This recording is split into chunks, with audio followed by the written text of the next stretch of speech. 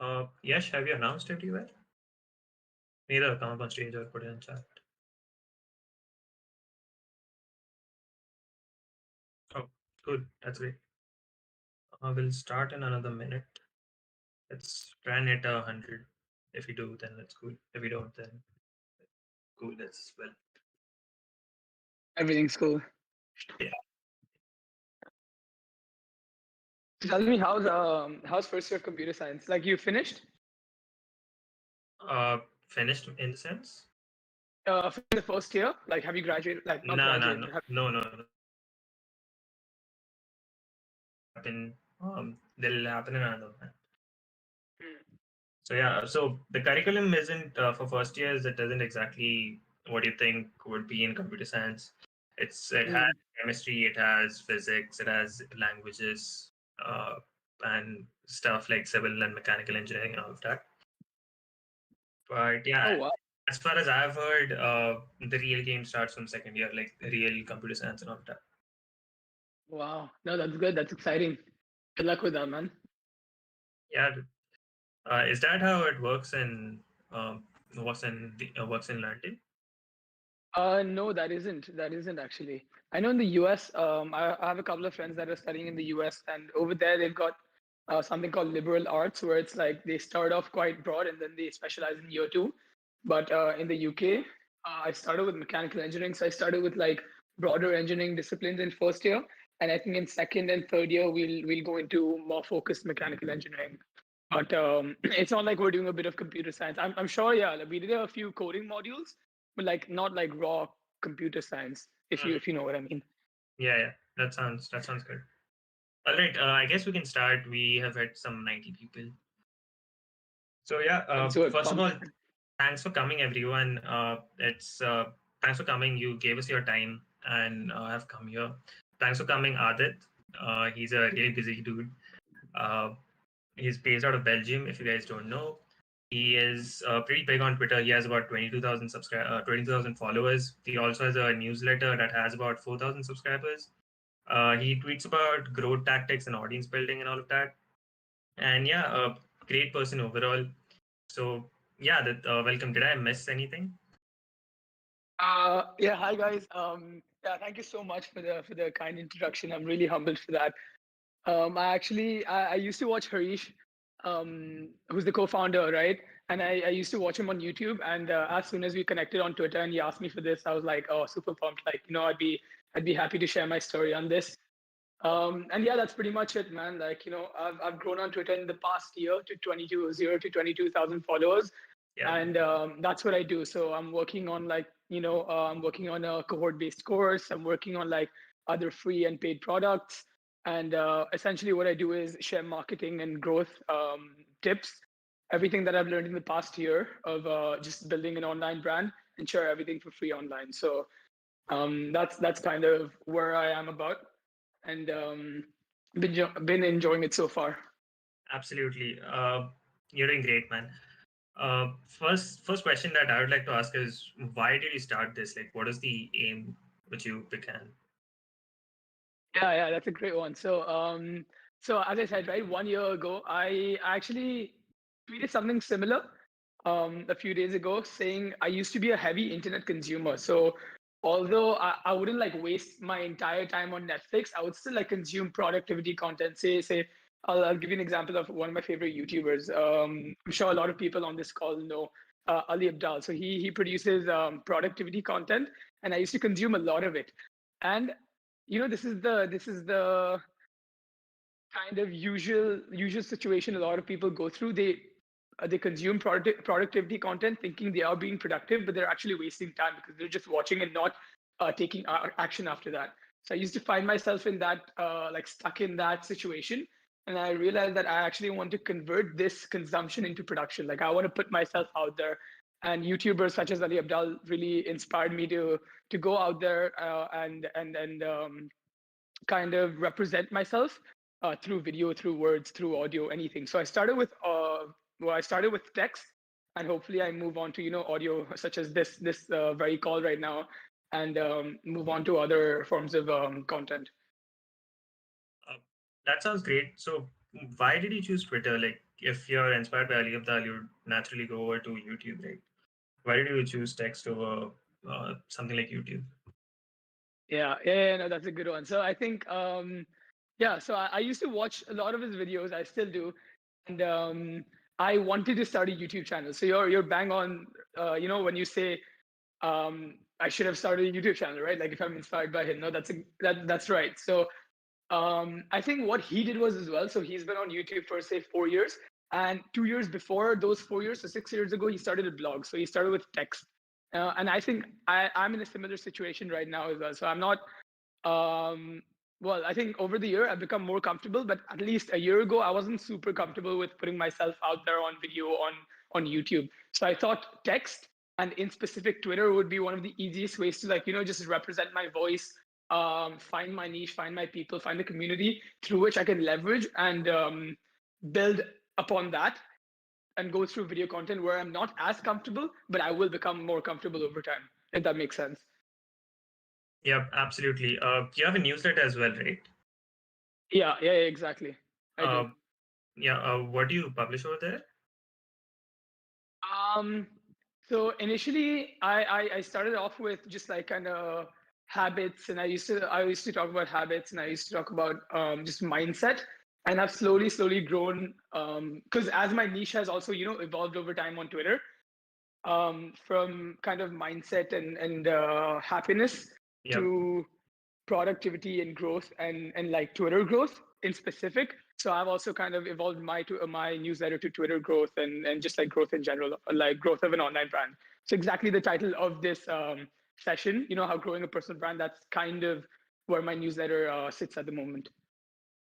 So on that note, what does a personal brand even mean? Can you just define it? Yeah, that's a good question.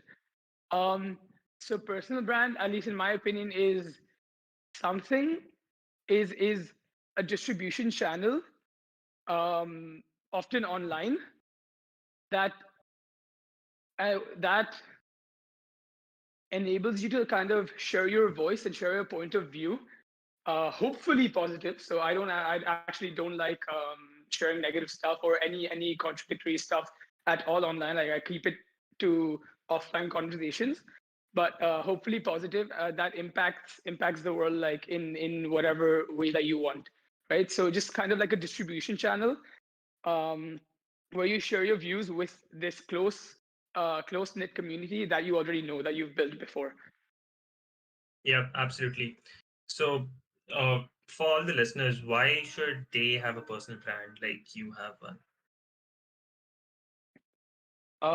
Yeah, so there have been, now I'll speak a bit from experience on this one. So I think a personal brand has definitely helped me connect with more people, and that's a given, right? As your brand is growing, a lot more people are going to want to connect with you, as well as you'll want to connect with a lot more people because you've realized, the power of connections, the power of having a strong network makes you more money, leads to more meaningful conversations. Like I can't even count the number of amazing conversations I've had with people around the world, just not even around the world, just outside my physical space because of having a personal brand on Twitter. Like this very call would not be happening if I did not have over X number of followers, or if I did not, okay, no, actually that's not the right way to say it. If I did not meet Harish, or if I did not meet you, Viraj, over here, Yeah, right? absolutely. And that was only possible. I don't want to say for like X number of followers, like, oh, you have to get to this number of followers on Twitter. I want to say more of like if I wasn't proactive enough online, if I did not put my voice out there. You understand what I mean? Yeah, yeah. So I Um, think everyone doesn't have to have a personal brand, but what it has helped me do in the past year is share products that I truly believe in and I think will have an impact with my community. Some of them were free, some of them were paid. Even the free, in fact, the free one has made me more money than the paid one has, ironically. And so make more money, build more friendships, and one thing that I was talking to one of my friends about actually the other day was right now I feel like if I were to go to like, any city in the US or any city in India, because those are my two big, target audiences. I feel like if I were to tweet them out, like I would have a friend over there that would like, show me around. So that's kind of like a side perk that I just want to slip in here. But like, you have friends around the world and you can just like hang out with them whenever you want, hopefully after COVID. Yeah, yeah. So basically, Yeah. putting yourself out there on the internet is just accelerates your growth and makes you get better experiences. Yeah. That's fantastic. So you started on Twitter in 2020, right? The cursed year of the pandemic, whatever. How did you grow to about 22K right now? Any insights to just to starting from zero? Anything? Yeah, that's a great question because that's that. In fact, what I'm about to answer, I don't have a strict answer, but I'll formulate it. But yeah, I wish I had this kind of answer as well when I started off because I think, say, I've been on Twitter for 1 year, and the first 3 months growth was almost non-existent due to the fact that I wasn't being proactive. I was putting in the effort in terms of putting the tweets, but I didn't know how this entire world of Twitter works because you're playing someone else's game. Yeah, Doesn't matter how much effort you put, but if you don't put effort in the right direction or that's alongside the game's rules, then it's not gonna benefit you, right? So with Twitter, at least, like some of the most crucial aspects in the beginning is replying under people's tweets. So instead of tweeting a lot of your content, and I still tell my friends that are like starting off with like maybe 100 followers, 500 followers, is your content at the moment, although you'd like it to be the most important thing, it's actually not. On Twitter, it's the replies, the insightful replies that you leave on other people's content, right? Other people's tweets. yeah, So that's one thing because that's going to give you more reach. That's going to give you more eyeballs. People, it's going to pop up in people's timelines. People are going to click your profile. It's kind of logical when you think about it, but you need someone to tell you before it just like comes to you. But so when you reply to people, those replies are going to pop up in people's timelines. People are going to click on your profile saying like, oh wow, this was an insightful tweet. I'd love to know more about this person. And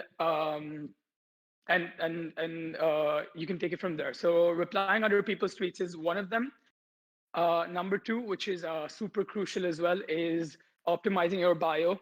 Obviously, you want to, instead of just boasting about yourself, you want to show the audience or your potential audience, people that are clicking on your profile, you want to show them what value will they gain after following you, right?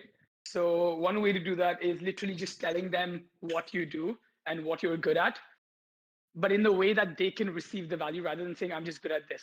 Say, what will they receive in the next couple of days? What can they expect, right? yeah, And then the last thing I would say is demonstrate that through the pin tweet. So you're saying you're an expert in this field, or you're saying you don't have to be an expert. We'll talk about this more hopefully in this call, but you have to be an expert.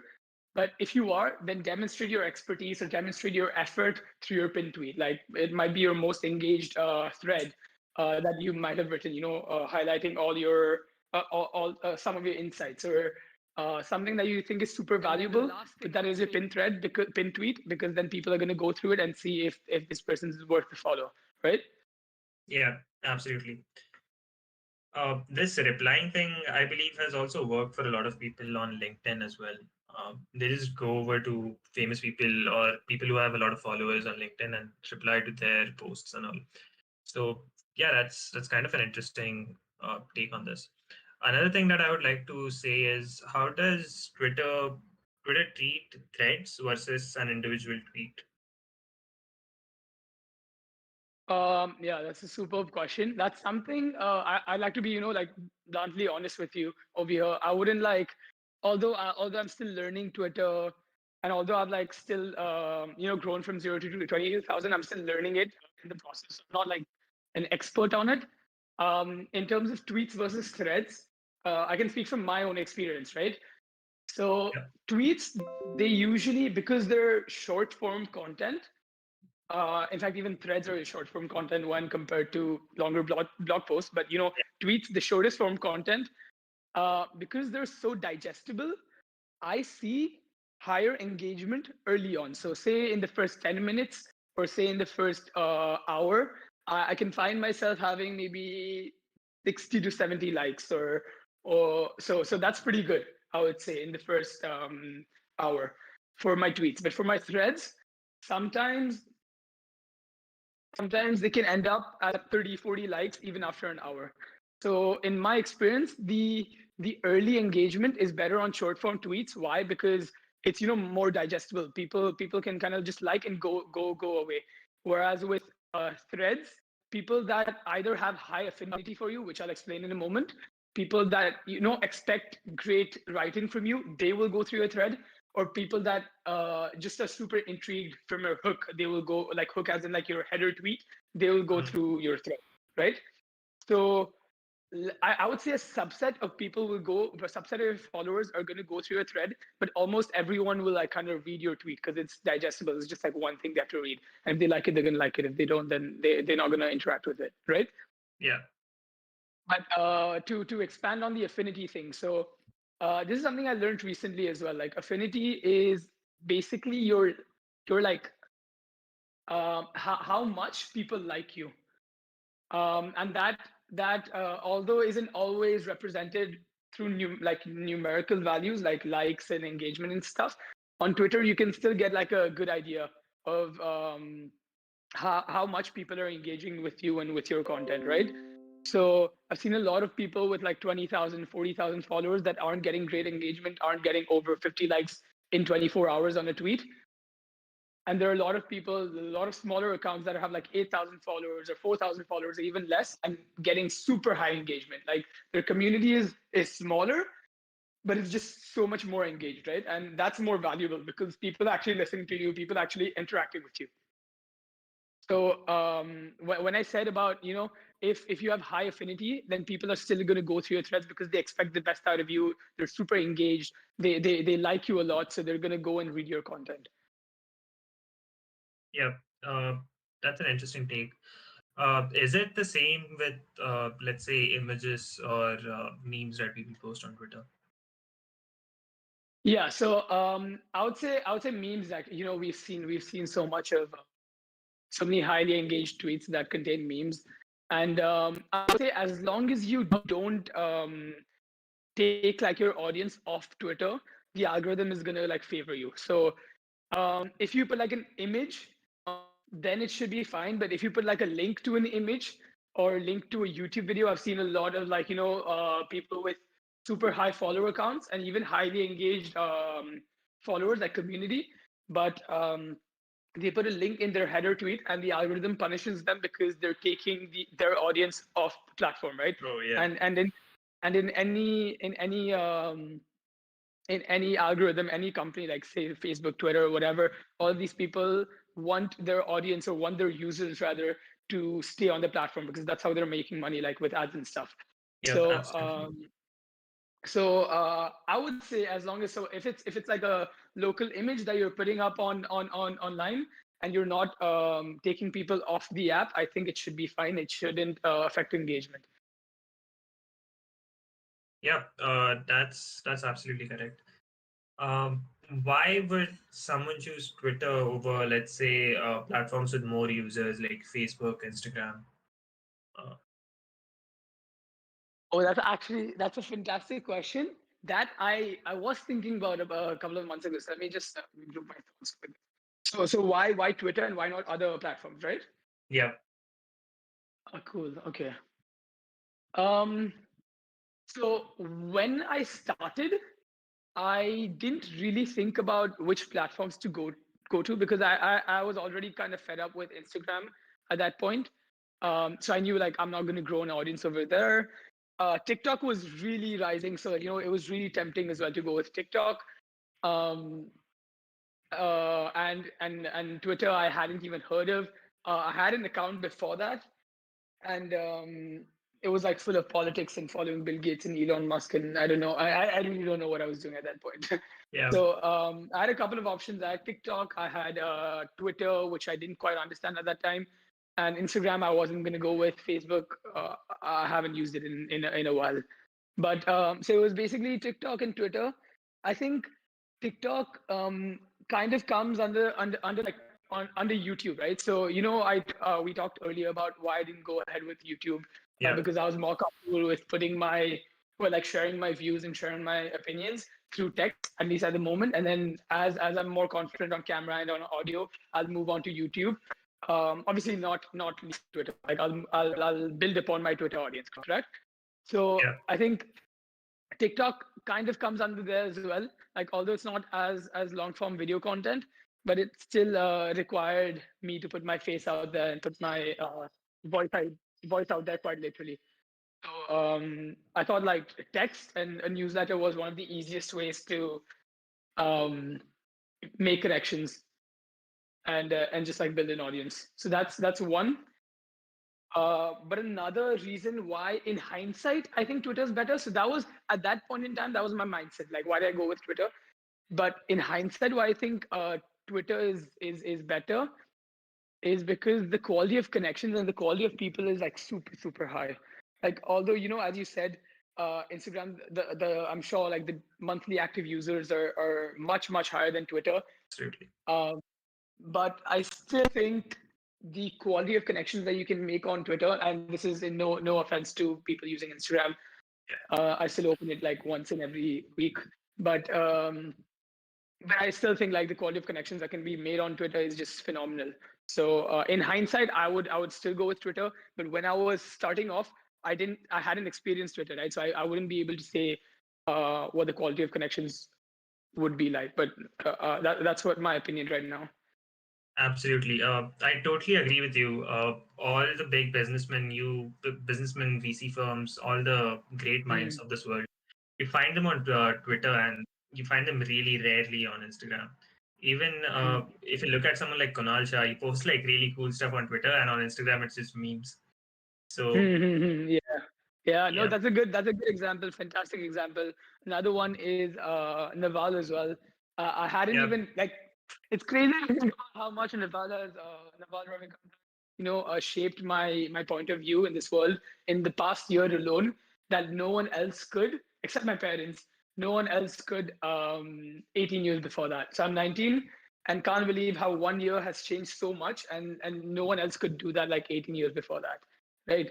And yeah, he wasn't on Instagram. He I think recently started YouTube. Might have started YouTube before as well, but he never popped up in my recommendations. And as soon as I started Twitter, discovered all of his work, and the last has I'm confident in saying like the last has changed my life. So that's the power of Twitter, man. yeah, absolutely. Now, just the last question from my side. We'll then take audience questions. One advice that you'd give someone who's just starting up on Twitter. Um, go for friends over followers because these friends are gonna be so much more valuable in the long run. And why I say that is a lot of my friends that I started off with at Twitter say like we literally started off at one follow, like we were only following each other. And I'm not saying friends from physical space. Like literally, I saw them online replying to something, and I DM'd them, and we talked. We were like, "What are your plans on Twitter?" And some of them at this point, so say I'm at, it's been a year. After a year, they might still be at that same point, or they might still be like have more followers than me, or have a bigger personal brand than me, right? Like 40,000 followers. But we still vibe and we still like talk the same way, like we did like a year ago, just like friends.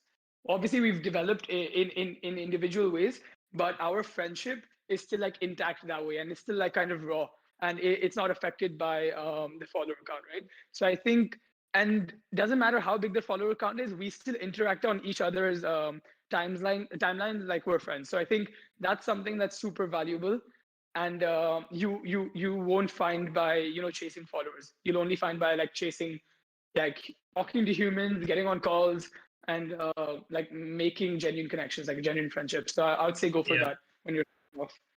absolutely. Cannot agree more. So we'll just start taking audience questions. You guys can request to speak if you want to come on stage and speak, or you can just go to no mic and put down your questions. Uh, in the meantime, there someone has asked if they'll get the recording of this event. It is being live streamed on YouTube, so you can just go over to Bluelearn's account and check it out. Um, and yeah, if you guys have any questions, just put them down in chat or come up on stage. Someone is requested to speak. I'll accept that.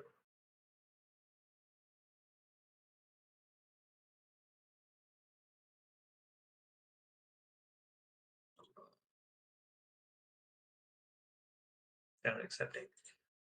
Mahaprasad has asked, what does your content creation system look like? Yeah, that's a great question. I actually consume a lot of podcasts, and I'll tell you which ones in a moment. Just going through that on my phone, but I consume a lot of podcasts, and there are actually two ways to go about this. A lot of my friends consume podcasts and write notes in real time, which I don't like doing because I'm usually listening to podcasts when I'm on a walk or when I'm driving. And as you can imagine, in both scenarios, I don't want to like have my phone outside, especially while driving and take notes, right? So a lot of my friends actually take notes in real time, and they can convert those into tweets, into content. What I like to do is I consume podcasts, and then as soon as I come home after the walk or after the drive, I just do a brain dump. So the disadvantage with this is that you don't catch everything because you're not doing it in real time, but that also means like only the high signal, only the stuff that's super important stays in your mind and all comes in your brain dump. But the advantage with this is that it's just more fun. Like you're like fully focused on the podcast. You're not focused on getting every little detail from the podcast, and it's just more digestible that way, in my opinion. At least it's worked out for me. So to answer your question more clearly, it's I listen to a lot of podcasts. I read a lot of articles, and I read them with full focus. I don't try to take notes in real time. And then as soon as it's done, I spend like the next 10, 15, 20 minutes just doing a brain dump and then converting them into short tweets, short insights, put them in my newsletter, uh, just have them as principles in my mind that I can, talk about in the future. So that's kind of how my content creation schedule um, engine looks like. Yep. So another follow-up question to that was, how do you go about collecting ideas and stuff? I guess it's the same thing, podcasts and articles and all. Yeah. Yep. Rushali Terekir has asked, how did you get over the initial days when you didn't have much engagement, or how did you figure out what's working and what's not? Fantastic question, Roshali. Thanks for that. Yeah, it's super hard. I have to admit. I think in hindsight, like it's been a year, so I've forgotten a lot of the grind, but I still remember a bit of it. And you have to some days like you literally have to wake up and you have zero notifications because nobody has interacted with your content, right? That's completely fine.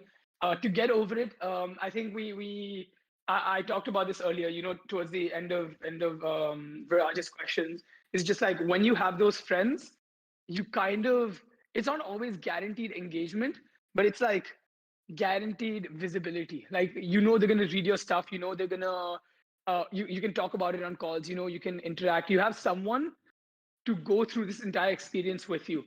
Because starting off is so hard, as you said, Vishali, it's like, very minimal engagement. You both are trying to grow. You both are trying to overcome those stages where like you're getting those followers. They'll then kind of like just spin the flywheel automatically, right? You want that to happen. So when you've got a couple of people, even if it's two or three that are going through this with you, it's just so much more helpful. So just like I would recommend finding those people. Like you can find it through this very Bluelearn community. I'm sure like there's so many smart people that are starting off, and that's going to help you. It's always better with community.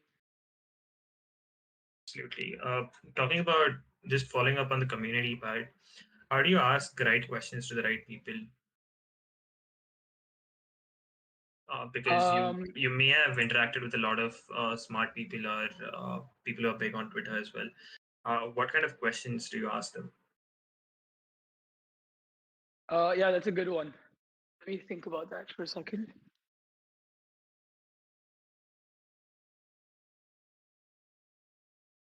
So yeah, okay, so that's a good one. So before I ask a question, I first determine how close my relationship is with them.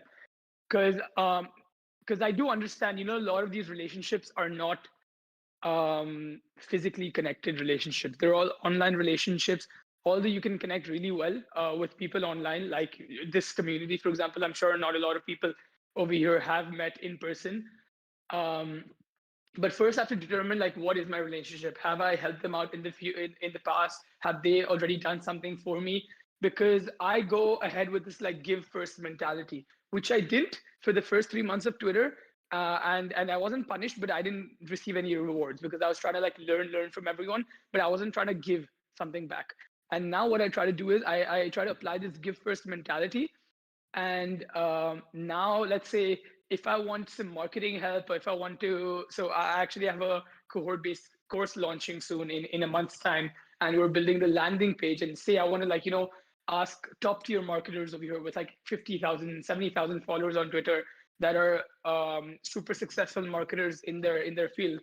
And if I want to ask for feedback and I've built that relationship with them before, like let's say I've helped them out with a project before, I can more openly ask them, yo, do you have some like 5 minutes to give me feedback on this landing page, right?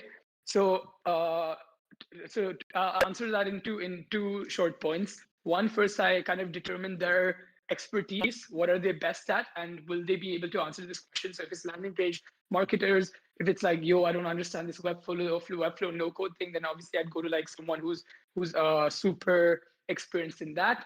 But I also try to apply that give first mentality. Like I don't want to ask them something for upfront. I want to give them, I want to help them out in some way, like be it monetarily, have I bought their product in the past, or be it just like have I helped them out, or have I connected them with other people, something of that sort, right?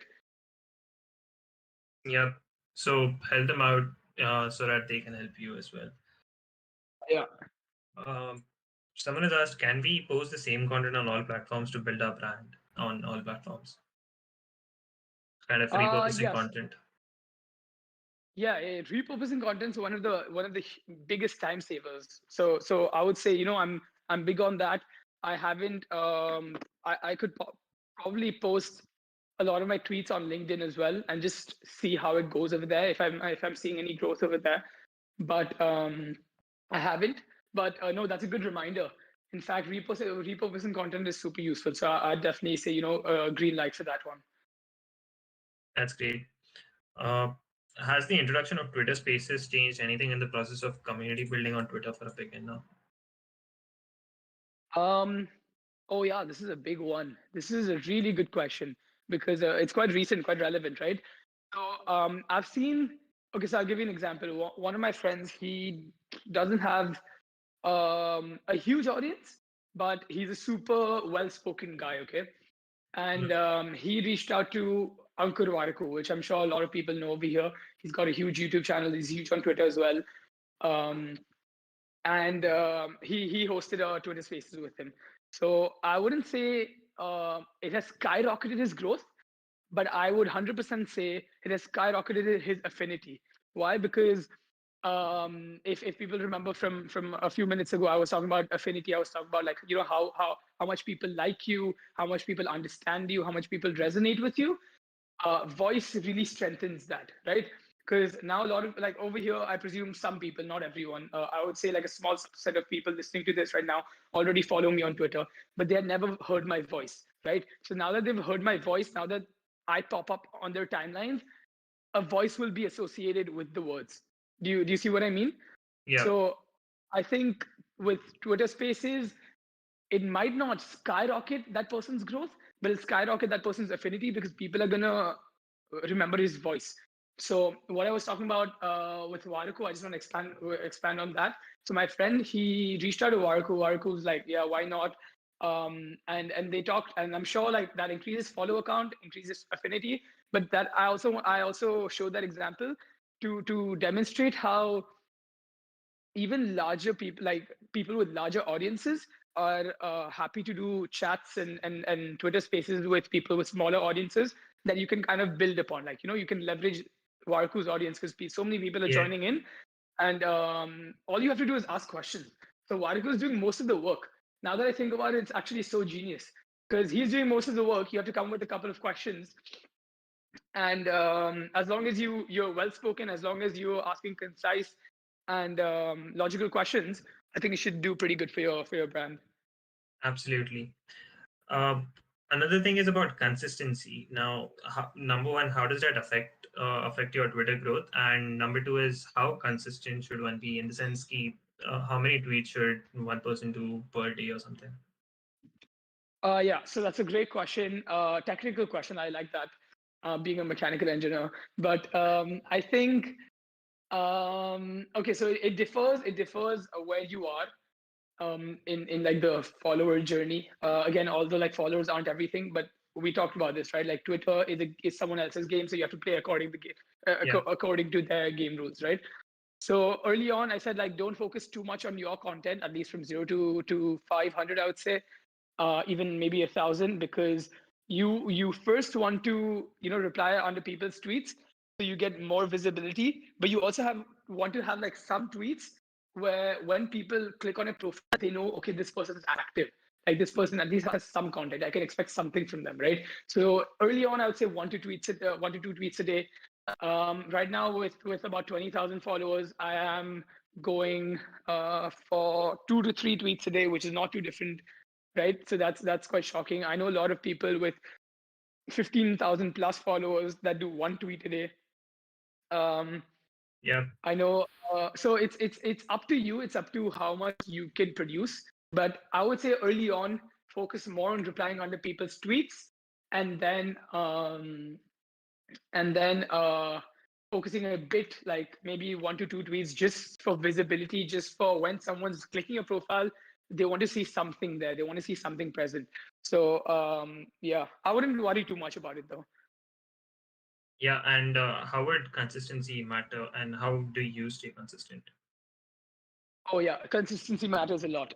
Just like with any algorithm, I was studying. This is on the side note, but I was studying the TikTok algorithm a few months ago, Yeah. and it's like you see all the top creators, everyone posts 3 times a day at least. Like it's like a TikTok kind of rule. Like it's not secret anymore. Like you have to post 3 times a day, 3 videos, 3 TikToks to grow on TikTok, right? So similar to this as well.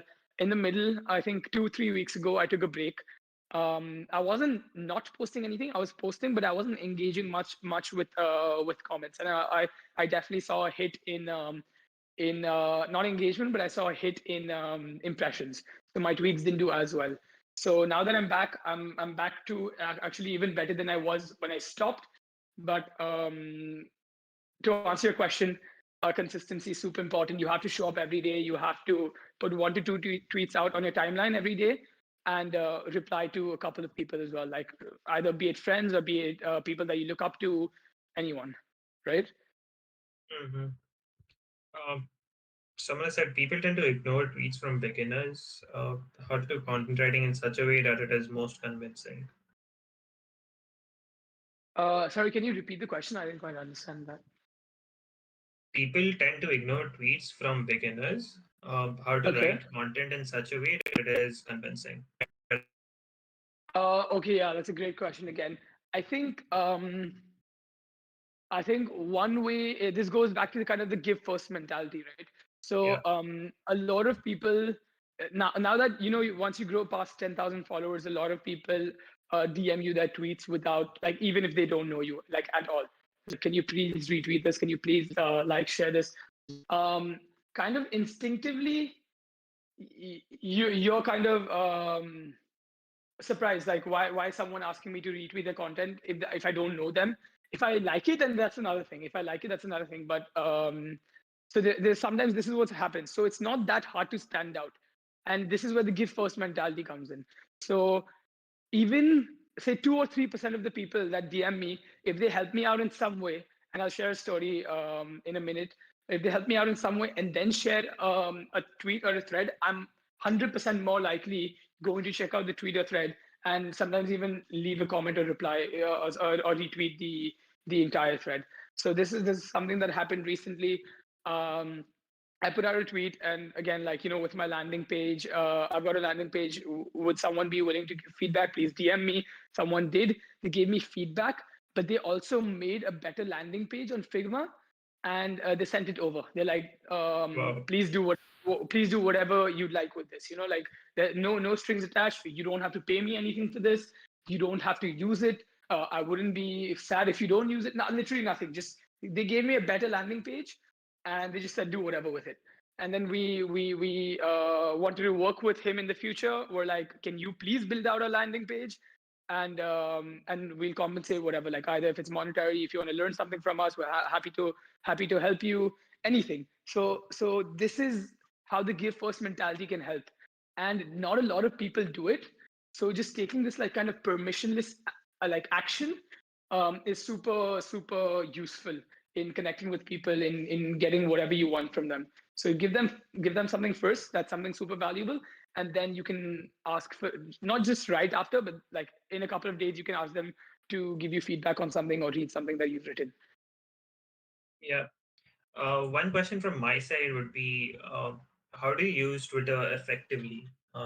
In the sense that there's everyone is writing their own threads, everyone is putting out content.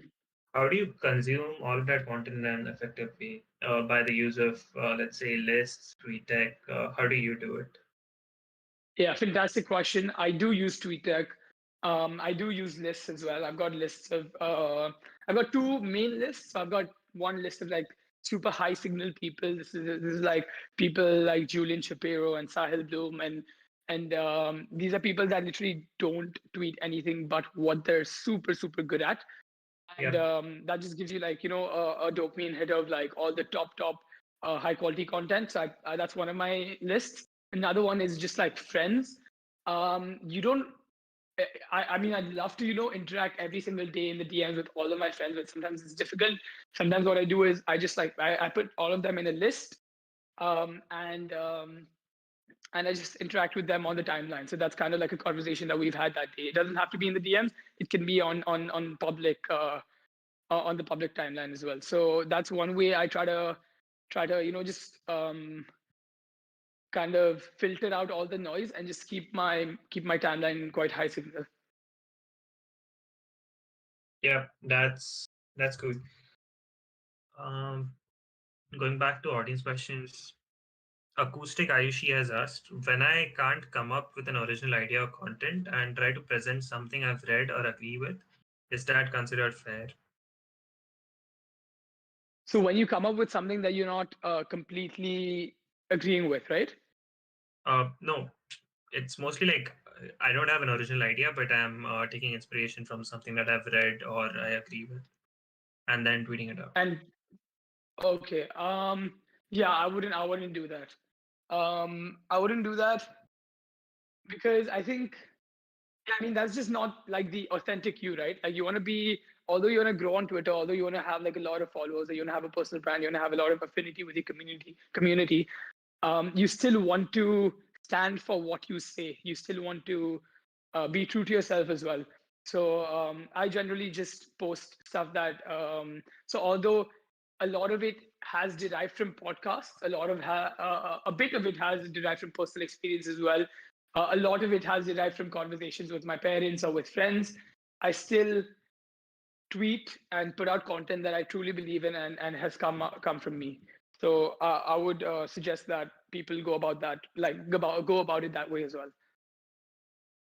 Yep. So basically, stay authentic. Yeah. How to recognize good or bad critique in a way that it helps you further? Great question.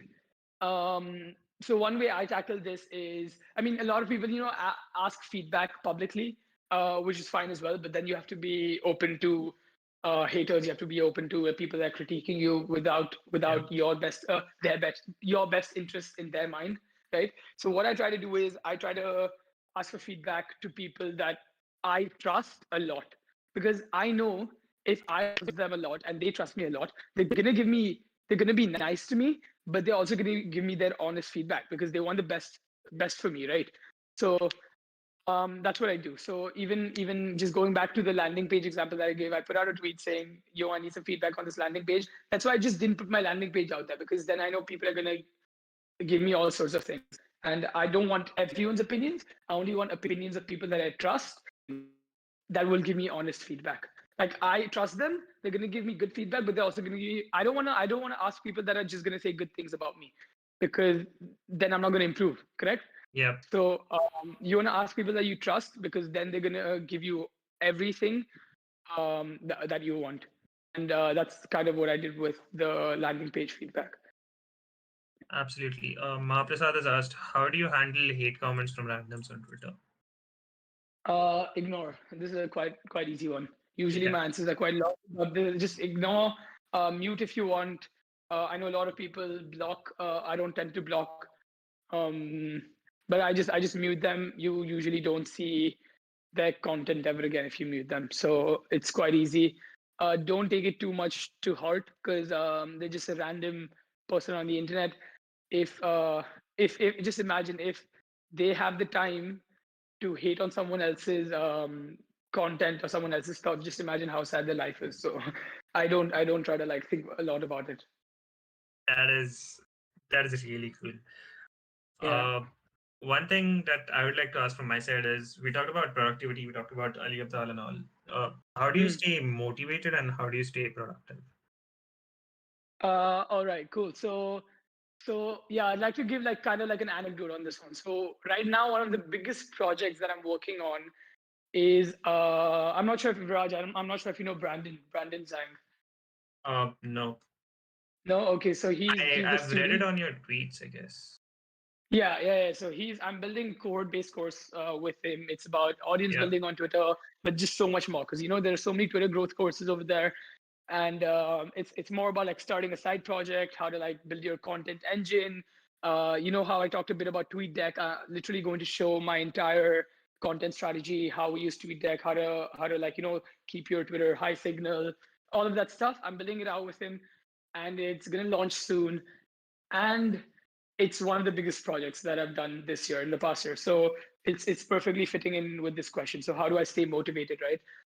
So I think every morning when I wake up, this is one of the most important and one of the most curious things that I like. One of the things I'm most curious about every morning. Like this is something I really want to do, which is why even after I get my morning workout in, or even after I get my breakfast in, this is the first thing that I want to be doing. So I guess do something that you're like really curious about, and then you won't find excuses to get out of it, right? Like Yeah. sometimes from my like although I love mechanical engineering, sometimes from my like engineering assignments, if I don't love this particular module, I'll find excuses. Oh, let me go out with a friend, or let me do something else. Sometimes I'd even go for a run. Like I'd go for a run more than I'd want to be doing this assignment. But with building this project out with Brandon, like it's quite different. So I would just say like do something that you're super curious about, and you won't find excuses, and like motivation and everything will come from within. Yeah. Anything about productivity? How do you stay productive? um try to balance a lot of it. I don't try to overwork at all. Try to get a workout in every day. Um and yeah, that's pretty much it. I don't watch a lot of Netflix. In fact, I've like decreased all of that stuff. um I don't try to do a lot of synchronous stuff even with Brandon, although we're working on this launch in 20 to 30 days. A lot of Mm. our communication is through WhatsApp and is through um, Looms, like asynchronous, like video work. Yeah. And we have like maybe 1 to 2 calls a week. Although Oh, this being one of the biggest projects of the year, so we don't meet every day. It's kind of like 1 call a week and a lot of like asynchronous video work. So we're just like sharing updates. So I think that's how I stay productive. I just try to stay in the zone. uh, why would you why do you keep it asynchronous with your business partner or whatever? Like, how does it help you? So yeah, that's a great question. We've thought about this. The thing is, one of the biggest things is time zone, right? So I'm in Europe right now. Yeah. Brandon's in the US. By the time he wakes up, he's doing another job, by the way. So by the time he wakes up, he has to go to his job. He has maybe an hour like free in the middle at like 12ish. By the time it's 12, it's 6 o'clock over here. I'm about to wrap up work. He's about to like start his work. So like we're in different mindsets, we're in different energy flows. Not everyone is at their optimal energy when they have to do synchronous work, right? Like when we're on a Zoom call, I might be like finishing off my work, I might be exhausted, and he's just like about to get started, and like our energies aren't matching, right? But when you're like in the zone, when you're working asynchronously, I can share my updates with him through Loom, or he can share his updates with me through Loom. And by the time I wake up, or by the time I'm like, I can just check it out and work on it when I'm at my best energy, you know? Yeah. So it's kind of like the time zone thing. It's the time zone thing, but it's also like who works best when, and optimizing for that. Mm-hmm. That's super cool. Someone has asked, above all, why Twitter and not any other platform? We have talked about this previously. Go to the recording and just see it all over again. Ashwarya has asked, hey, how can we build? Oh, before that, how much more time do you have? I have about say 8 more minutes, if that's fine with you. Yeah, cool. We'll take two or three more questions and then we'll end it. Fantastic. Ashwarya has asked, hey, how can we build a personal brand even if we don't want to reveal ourselves, like maybe by not giving our details or pictures? Maybe it's a slow process, but is there something else we can do? Okay, that's a great question. So a lot of my friends actually, uh, okay, not a lot. Actually, a lot of my friends have revealed their identity and have pictures on Twitter. But there are some accounts I'm sure you've seen, at least in the money Twitter niche, in the philosophy niche, Yeah, where they don't show their face. They put like the photo of like a popular philosopher, for example, right? yeah, So I'll give you an example like Life Math Money. He's a good friend, and I've like grown into a better relationship with him. Like he's super helpful, super kind, and he has a picture of Chanakya, for example, on his profile photo, right? So it is possible. I would say it's harder, but a way to make it easier to grow on Twitter with like an anonymous profile is engage with other like anonymous people and like DM them, get on calls, because I'm sure like if you don't want to like fully reveal your identity, and if you're okay with revealing your voice, then just get on a voice call. Or if you're not okay with revealing your voice, only like texting and DMing, you can go ahead with that as well, and you can be completely honest with them and say like, oh, I don't want to get on a video call, but I'd like happy to connect and help you out in any way, and try to be resourceful to them with other like anonymous accounts. And I think that's one way to go about like kind of find your tribe. It's similar to like people that are non-anonymous, right? You still want to find your tribe. If you want to talk about no code, you want to talk to other people about no code and find your tribe, and then expand from there. So just find your tribe, find your community of anonymous people, and connect with them, I would say. yeah. That's fantastic. Uh, there are a few people who have requested to speak. Let's see if they're just testing out the feature. They really want to speak. Let's go ahead. Guys, I've sent you requests, Sweaty Cosmos and Asmith Kesh. You guys can accept it and come up on the stage. Hello. Uh, Yeah, go ahead. the question from my side is that I'm actually from Bihar and I want to, make a few videos, all right? So it is, I'm always confused. Like, there are a lot of things to do. Like, I can make things about movies, I can make things about tech, a lot of things I can make, but I get always confused. What should I make? Uh, that is my number one problem. Okay, yeah, great question. I think one of the best people to answer that question is probably yourself, because you know yourself better than anyone. You know what you're going to be consistent with. From my experience, what I started with on Twitter is not completely different, but slightly different to what I'm doing on Twitter right now. So I started off with productivity mindset, kind of what Ali Abdal was posting. He was one of my biggest inspirations. And now it's more about growth. It's more about Twitter in specific. It's um, it's about audience building, community building, right? So I've changed my niche very slightly. So for you, this is for Sweaty Cosmos. I think Yeah, no, yeah, I my mean, just do what. real name is actually Rahul and I changed it just. It's real. It's Nice to meet Rahul. you, Rahul. Nice to meet you, Rahul. But yeah, so Rahul, I think just do whatever you're curious about right now. So if it's tech, do tech right now, because Yeah, it might not be different. Sorry, it might be different in two yeah, months' time. when you're consistent about it, and you might want to do something slightly different, and you'll be able to make that change. So I think the most important thing for you right now, like if you want to start with YouTube, just start it out right now. Like record your first video today. I know it's slightly late over there, or maybe tomorrow, and just get your first video out. Go beyond that barrier, and then take it from there. So don't be too confused. Like you're the best person to answer that question, I feel. Yeah. And then what should I do of the noise situation? Because I live in a village-like area, so it is always vehicles always pass away. Mostly, that problem also confuses me a lot. I mean, should I buy any gadget or just start off with what I have? No, I would say start off with what you have. Like I've talked to a couple of my friends as well, who want to start off with YouTube. I would say just like before you start making any money, or before you're like super consistent with it, I would say just start off with what you have, and just do the best that you can.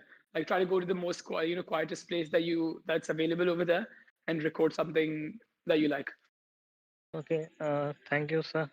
Thank you. No worries, Rahul. Have a good one. All right. Good. Okay. Thanks for coming, Rahul. We have another 3 minutes, so if you guys want to shoot any question, you guys can. I can see someone typing. In the meantime, Adit, I would just like to ask you how important have connections or communities or Twitter chats have been for your growth on Twitter? Highly important. Even growth of Twitter, even getting into say courses. I'm talking about cohort-based courses, like where I'm learning from other people. Even just getting my work, getting my profile out there, getting people recognized. I think, yeah, connections have been the most important, because when you kind of put a stamp on someone's mind, when you're on someone's mind and they're having a conversation with someone else and you slip in, because I remember this happened recently when I was talking to someone. I told them kind of my ambitious goal of making of like reaching this number of followers by next year, and reaching these many email subscribers, newsletter subscribers, and that really stuck with them. Then when they were in a conversation with other people, it just kind of slipped out in a good way. So like they shared they shared my goals with them, and then we three connected, and then we talked about how we can collectively go through achieve this goal.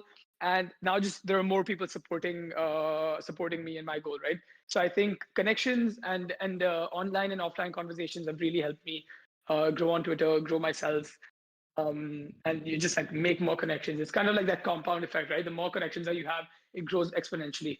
So definitely, like invest in long-term people. And luckily enough, this is something that I've experienced as well. Like there are more long-term people, at least in our community on Twitter, than on Instagram or on TikTok or somewhere else. So it's a beautiful platform to get started on. That's good. Let's take the last question, or should we end it? Yeah, go ahead for the last one. No worries. Cool. How has personal branding helped you in making money and survive? Yeah, great question. So I have a couple of products. One is free, one is paid. They've made some money, nothing like super life changing at this point. So products definitely helps. Products help you get like email subscribers as well. Sorry, emails to collect emails as well, and then you can market to them in the future. Always market high quality stuff. Don't market spammy products. And the second source of income, like after building an audience, like while you're building an audience, is affiliate marketing. So say again, quality products, high quality products from your friends. You can become an affiliate for them, and you can share those products through your link, where you get a certain commission. So those have been the two main sources of income. Nothing too big, nothing to replace. So I'm still in college. If you guys missed the initial conversation, but I'm still in college, still continuing to go through it. I won't drop out because I'm not making enough money. But what I am doing is building connections, which will help me make more money in the future for sure. So right now, I'm not focused as much on money, but more on connections, meeting people, and meeting interesting people rather. Cool. I think that sums the entire event up. Uh, yeah. Let's end it over here. Any closing thoughts from your side, Adit? Yeah, I mean, thank you so much for this, Viraj. Thanks for the lovely questions. Really glad to be here. And thanks for the the voice questions, the questions from the audience. Really appreciate all of this, man. And yeah, just if you guys wanna have any more questions, if you wanna just connect on Twitter, please just DM me. Do whatever. You can send me whatever, and just like let me know you've come from this call, like the Bluelearn community, and I'd be happy to help you out. So my Twitter is Aadit SH, AADIT SH. Yep, guys, go over to Twitter and follow him. We've also included his Twitter links in all the announcements on Discord, on WhatsApp, uh, on LinkedIn as well, I believe. So yeah, once again, thank you, Adit, for coming. Thanks for making time and coming over here and guiding us all. Glad to, We'll bro. Glad to. Yep. We'll end the session now. Yep. Cool. Goodbye once again. Thanks for coming. All right. Bye. See you soon. Bye bye.